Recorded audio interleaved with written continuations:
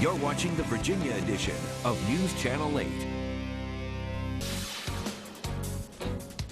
At 9:50, news for your health on this Thursday morning. It's estimated about 80% of all Americans will have some kind of back pain at some point in their lives.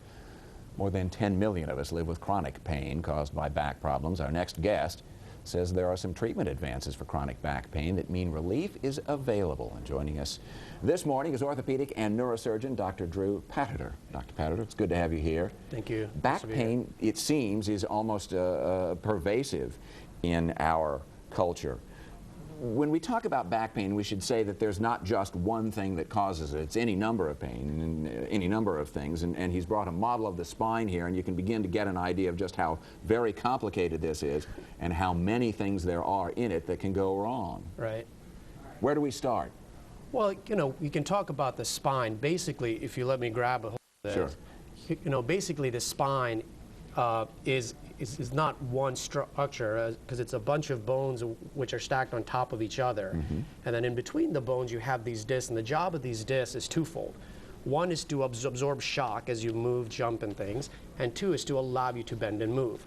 And wherever two things move against each other, you're going to get some wear and tear, and that's where the majority of spinal problems arise from. And what happens very often, too, is these discs, these shock absorbers, will eventually over time sort of wear away, and what happens is either they bulge out like this and press on a nerve. That's correct. Or fail altogether. So you have a number of things. It's a biomechanical thing as well as an electrophysiological thing. Lots going on in here. That's correct. I want to show something that as someone who did medical reporting for a long time, I'm very interested in finding out about this.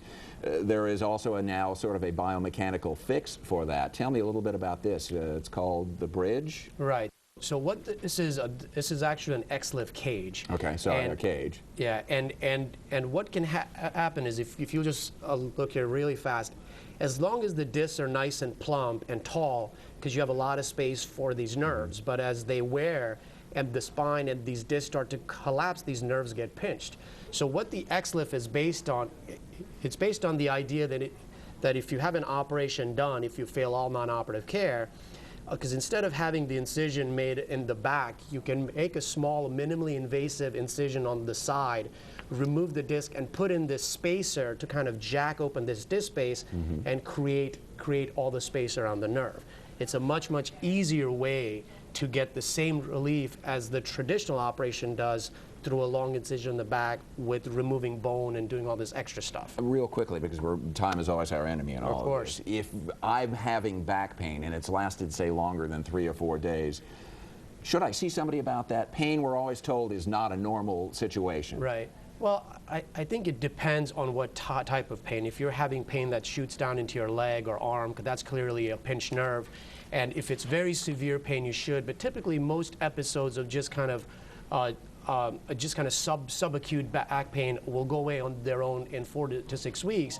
But if it's beyond that, then yes, you should definitely see someone. All right, good. We've looked at a number of different things here, not the least of which is when to get to that doctor and find out what's going on.